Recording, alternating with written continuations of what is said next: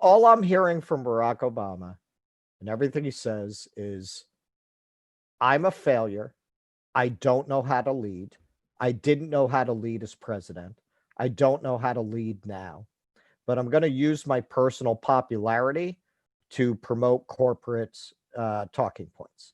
And to make everybody That's how else you could feel, translate pretty much everything that comes out of his mouth. I mean, I would add to that, and to make everybody else feel like they're too stupid to understand how he was as perfect as he could have possibly been.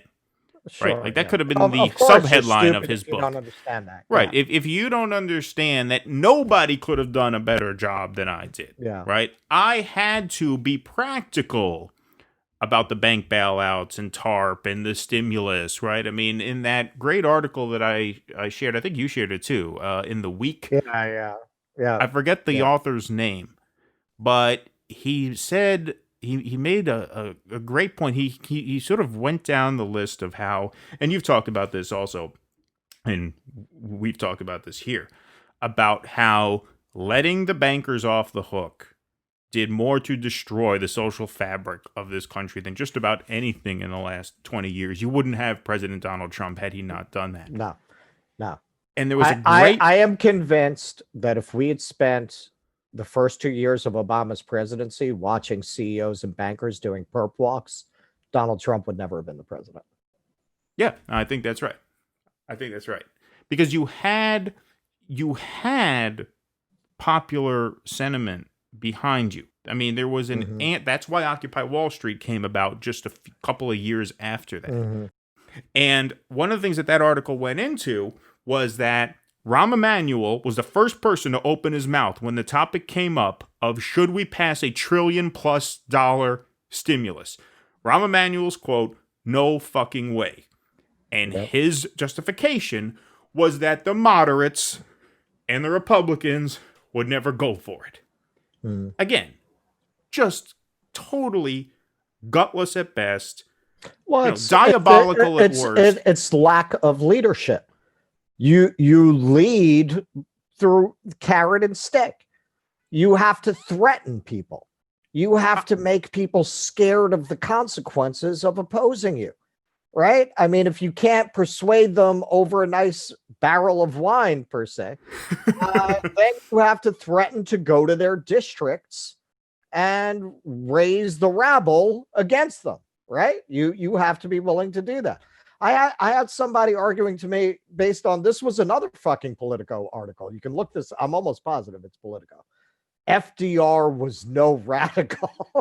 Oh yeah, well, they're trying to claim FDR for moderates. And well, I said, FDR ran primaries against Democrats who didn't want to go along with the New Deal, right? Like he literally fielded primary challengers against his own party. yeah, well, it's That funny you mention that because one of the things that that week article mentions toward the end is that Barack Obama sort of subscribes to this junk history theory Yeah, yeah, that FDR basically lucked into the benefits of the yeah. New Deal Right. and that he declined Hoover's help in sort of helping him straighten out the economy after the market crash, right? And so he once again this like rationalization that no, it's not proactive government engagement that can actually help lift an economy out of bad times. And that's what's really cynical about it. And I think it's really cynical because I don't buy for a second that the public would have turned on Barack Obama because the price tag for the stimulus was $1 trillion. Who the fuck? Are you kidding me? Who's going to turn against him? The public's not going to turn against him. Some of the rich people might turn against him. Listen, in my entire life, even coming from a neighborhood, which this is what informs a lot of my views. I've mentioned it in the podcast before that when I was growing up, you could not find a Republican in Flushing with a search party. And by the time I came home from college, you couldn't find a Democrat. Right.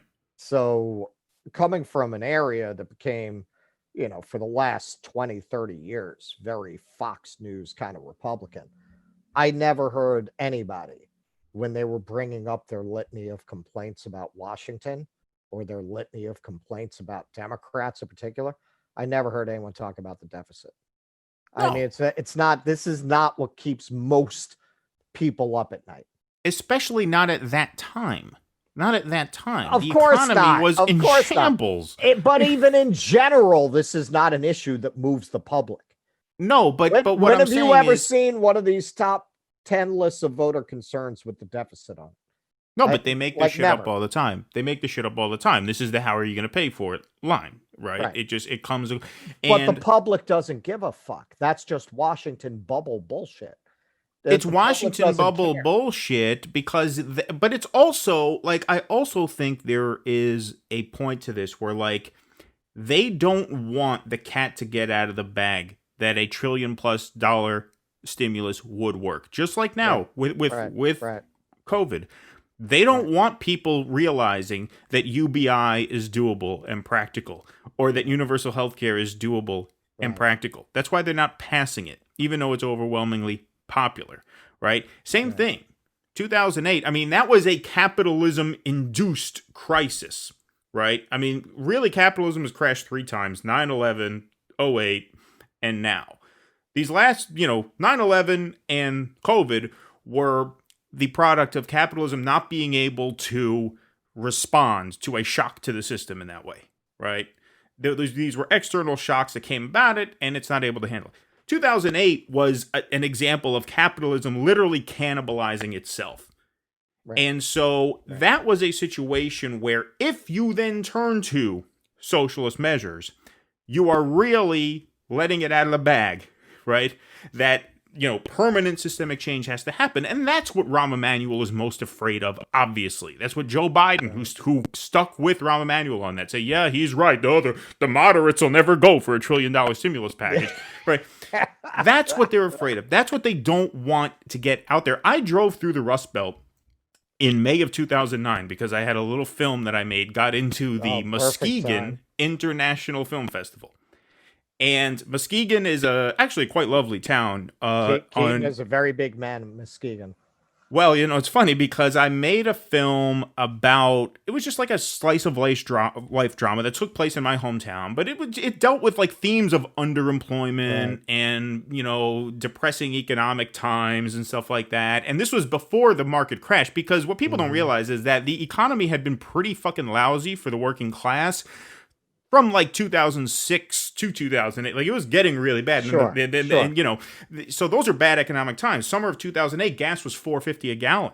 People don't recall that so much nowadays. But so anyway, so I drive through the entire Rust Belt, and it's funny because I get to Muskegon, Michigan, and I see why they accepted the film, because I got there and the town was like a theme park for my film. it was like the set of the film, old abandoned factories and railroads that are at a the entire, and I drove through, to get to Michigan from New York, you got to go through, Pennsylvania, Ohio, Indiana, the whole thing. I did the whole tour. Drive many times. Yep. I lived in Chicago for a while. Oh, yeah. So you've done that drive a million times. When I tell you the entire town of Muskegon, and this was right on Lake Michigan, beautiful town. And it's thankfully, I think it has rebounded since. When I tell you the entire town was boarded up, that is not an exaggeration, save the movie theater. By some miracle, the movie theater itself managed to stay open so we could have the film festival. But it was that. Hey, it's the one thing that's I know, it sustains. That, the hot dog stand across the street from the movie theater, there was one bar in town that hosted some of the after parties, and then the yacht club was open. And that was it. Literally, you talk about like these shots of Times Square being empty because of COVID. That's what it looked like driving through that city. And it's a fairly big city. And so the devastation that was wrought there, this is another thing.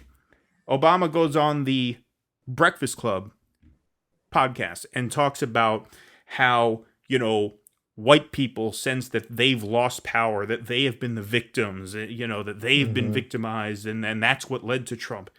What's always interesting to me is the degree to which we've created, you've seen created in Republican politics, this sense that white males are victims. Like they're the ones who are like under attack, which obviously doesn't jibe with both history and data and economics. But that's a sincere belief. That's been internalized. That's a story that's being told. And how you unwind that is going to be not something that is done right away. So he makes this point that, okay, white men feel like they are all of a sudden the victim. And Charlemagne says, and Charlemagne picks up on this, he says, well, if we did away with the Electoral College, then we wouldn't have to worry about those people as much, right? But we heard some rumors in this book, too. Wait a minute. How different? Because, when I hear that, I'm like, damn, it feels like we're catering to white racists all the time. So I wonder how different would the Dem strategy be if we lived in a one-man, one-vote society with no electoral college? Oh, I think that would help.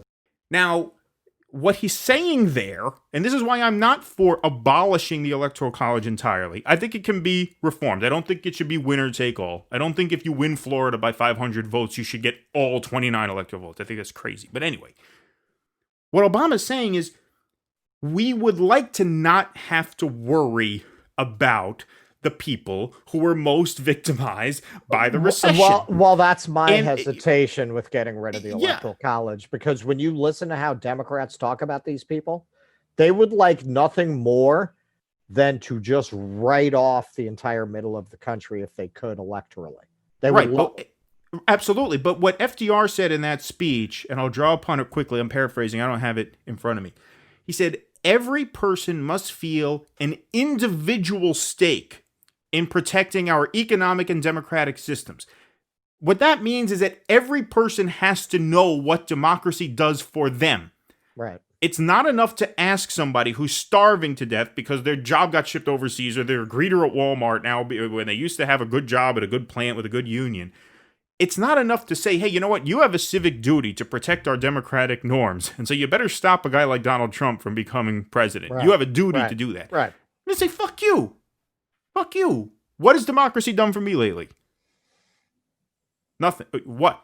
Sure. So everybody has to feel an individual stake in that. And the idea that, if anything, and Michael Moore called this ahead of the election, people have been so betrayed by the system, they voted for Donald Trump as a rejection of the very notion that they have a civic responsibility to keep this man out of power. right, exactly. Well, right. the people you told me that I should put in power fucked me. And then the next one fucked me. And then the next one fucked me worse. And now you're telling me I have a civic responsibility to put another one of those named Clinton? The last name Clinton? Get the fuck out of here.